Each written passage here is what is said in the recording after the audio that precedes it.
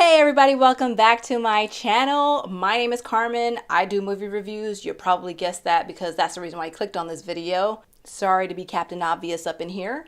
Today we're going to be talking about the movie Unsane, but before we get into that, I want to make sure that you subscribe to my channel and then you also hit the notification bell so that you can be told when to come back to see more videos about reviews, about movies. So first of all, the title Unsane kind of drives me a little nutty because it's like a nonsense word. It's not a word. It's sort of like unpretty or unbreak my heart. Unsane my mind. If another YouTube movie reviewer has done that joke, I'm gonna feel like such a hack. Unsane. This is a movie that is directed by Steven Soderbergh, and he has done a lot of really big movies over the last like decade or so. So some of his more popular movies are gonna be things like Traffic, Aaron Brockovich, Ocean's 11. Most recently, he's also done Magic Mike and Logan Lucky, and he directs the series The Knick on Cinemax. It is an excellent show. Excellent show. So yeah, and Steven Soderbergh has done so many things since then. So he directs this film. It also stars Claire Foy, who's playing right now in the Netflix series The Crown. She is starring as our current I say that as if I'm British.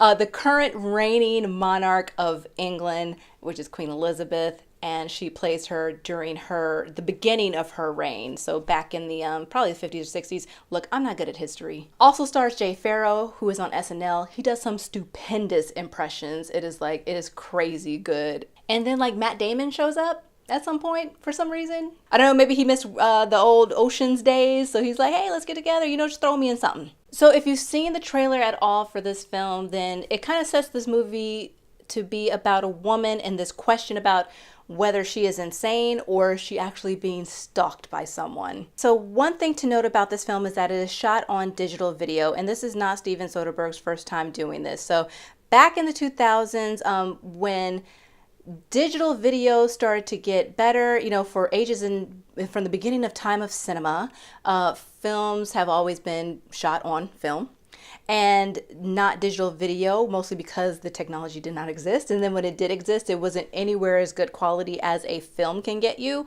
And so over time, film started to improve in its quality and its resolution, and then also is a far more inexpensive medium to shoot on for a lot of different reasons. This is not a film chat 101, so we're not going to get into all of that. But so in the early 2000s, Steven Soderbergh was one of the first major directors to shoot an entire feature-length film for wide release on video. It looked like crap, but that's where digital video was at the time. There was also another movie called Tadpole, I think was one of the other first movie feature-length films to come out on video. And then when they did Star Wars episodes 1 through 3, those were also on video. So that's when video is starting to emerge as sort of the new medium to shoot films on. So he's back doing Unsane. It is on video. And the one thing to note is that video has gotten much good to shoot on, but you can tell he is still using like a lower quality digital video for this one. Probably, I mean, it has to be a choice because, he's a big filmmaker. He can probably get money and all the technology that he needs to shoot on really great camera equipment. But it feels like this was a very specific choice that he made because you kind of feel like, and a lot of the beginning too, a lot of that first act is it feels very disorienting. And I feel like that the digital video does that also because as moviegoers, we're used to going to see a film and aesthetically everything looks nice and it doesn't matter what genre it is. It all looks very nice, but this doesn't look as neat, as polished, as clean as we would like it to look. So it has that aesthetic that we're not used to seeing, and so it's further disorienting us. Now, I have not talked to Steven about that yet. Why am I acting like I know that man? I don't know that man. But if I had to guess why that choice is made, that would be my guess. Claire Foy, she's awesome. She's a very, very talented actress. Jay Farrow also does a very good job. Pretty much everybody else in this movie, performances were very flat. That's all I'm going to say about that. I'm not trying to disparage a hardworking actor, so that's all I'm going to say about that. So another thing about movies and movies like this that I'm finding is happening to me personally is that it's hard for me to really relax and just take the movie in, because I am trying to take all the pieces and figure out, okay, is she crazy or is she not crazy? And so my brain is a little bit maybe more active than I want it to be. And I think when they started with movies like this and that type of vein, that's really what they're going for, is they want the audience to try to be detectives in a sense and figure these things out. But yeah, for me, it's like, oh gosh, my brain is like too busy trying to figure it out that maybe I'm missing other aspects of this film because I'm just trying to play detective too much. You know, now that I have the end of it, I pretty much know what happened. If I should go back and take another watch and not have that burden of trying to figure out, trying to do a whodunit. So about the storyline, and I don't want to give anything away, but it just felt like there was these two separate things happening in this mental institution that didn't really have anything to do with each other. So there was, of course, Claire Foy's character and her story about, is she crazy or not crazy? Is she getting stalked? And then you have like Jay Farrow's character on the other hand saying like, well, this is kind of a corrupt system and they basically just have people here for insurance money and they're not supposed to be here. And those seem to be two different things that never came together. So one of the examples that I want to give that involves a mental institution that does this very, very well, One Flew Over the Cuckoo's Nest.